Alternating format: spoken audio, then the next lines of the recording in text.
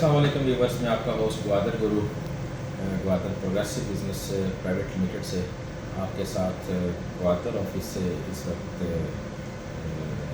Live हूँ।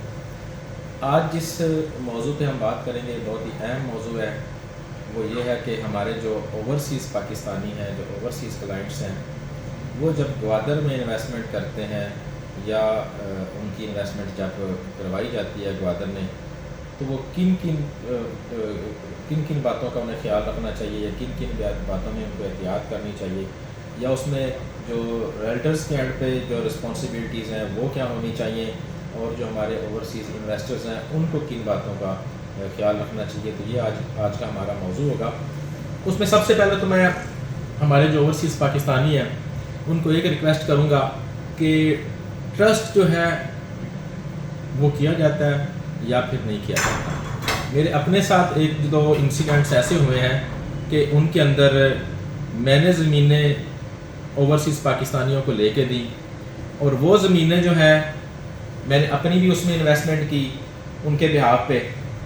हमारे जो ओवरसीज़ पाकिस्तानी हैं उनसे मेरी एक रिक्वेस्ट है कि ग्वादर में इन्वेस्टमेंट करने से पहले या तो फिज़िकली ग्वादर को विज़िट करें और आके यहाँ पे लैंड्स जो हैं उनकी कैटेगरीज जो हैं उनको खुद विज़िट करें, टीडीए से कंफर्म करें और उसके बाद अपनी इन्वेस्टमेंट करें, या फिर वो जिस रेल्टर पे या डीलर पे ब्रोकर पे ट्रस्ट कर रहे होते हैं उस पर फिर एंड तक ट्रस्ट करें।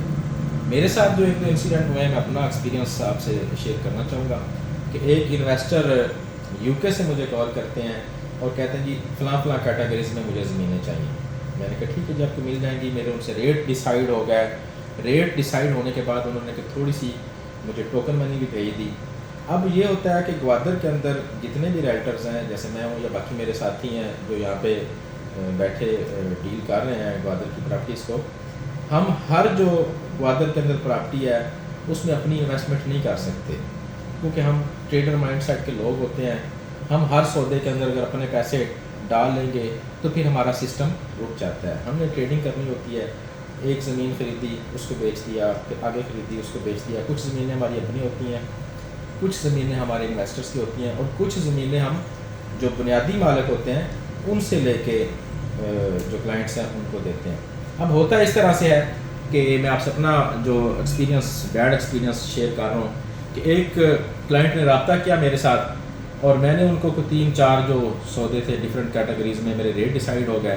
पेमेंट कोई मेरे ख्याल में 2-3 करोड़ की अबाउट पेमेंट थी, लेकिन उन्होंने बहुत ही नॉर्मल सा टोकन मुझे भेजा और बाकी पेमेंट का उन्होंने मेरे साथ कमिटमेंट कर दी। जब बाकी पेमेंट का टाइम आया तो उससे फिर वो डिले हो गया।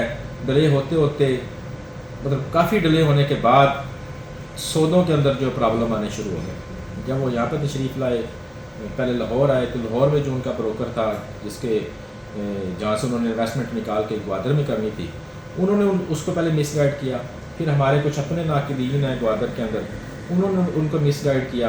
अब ट्रांसफ़र के यहाँ पे ग्वादर में 2 ही सिस्टम है, या आप इंतकाल करवा लें या आप रजिस्ट्री करवा लें, बात एक ही है।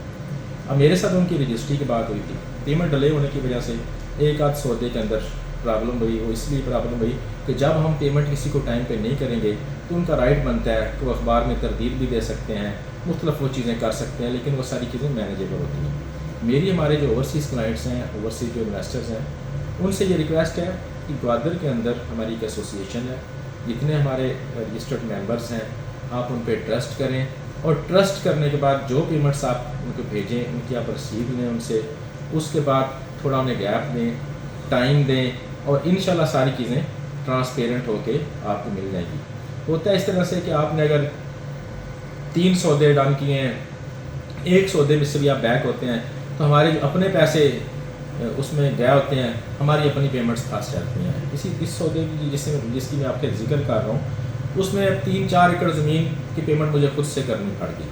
हालांकि वो अच्छी ज़मीन थी, अभी भी मेरे नाम पे वो ट्रांसफ़र है, कैटेगरी R3 की ज़मीन थी, तो मैंने उसको ट्रांसफ़र भी करवा लिया। तो ट्रांसफ़र के 2 ही सिस्टम है, या आप इसकी इंतकाल करवा लें या रजिस्ट्री करवा लें। ग्वादर के अंदर टोटल सिस्टम सारा ट्रांसपेरेंट है।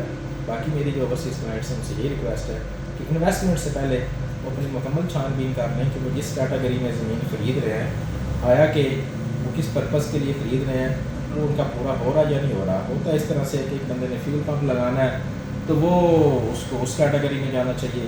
ایک بندہ جو ہے ریزیڈینشیل سروس اپارٹمنٹ بنانا چاہتا ہے, اس کو جو ہے وہ ریزیڈینشیل کیٹیگری میں جانا چاہیے. جس نے انڈسٹری لگانی ہے اس کو جو ہے وہ انڈسٹریل جو زون ہے اس میں جانا چاہیے. تو کیٹیگری کے حساب سے آپ کو انویسٹمنٹ کرنی چاہیے. باقی ہماری جو پروفیشنل ٹیم ہے وہ انشاءاللہ آپ کو کمپلیٹ رہنمائی فراہم کرتی رہے گی. اپنا بہت خیال رکھیں. آپ کا کوئی بھی سوال ہو, کویسچن ہو تو آپ ہمیں کر سکتے ہیں. ہمارا یوٹیوب چینل گوادر گروپ کو آپ ضرور لائک کریں, سبسکرائب کریں, دوستوں کے ساتھ شیئر کریں. اپنا بہت خیال رکھیں. Grow with Gwadar with grow of Gwadar. Thank you. السلام علیکم.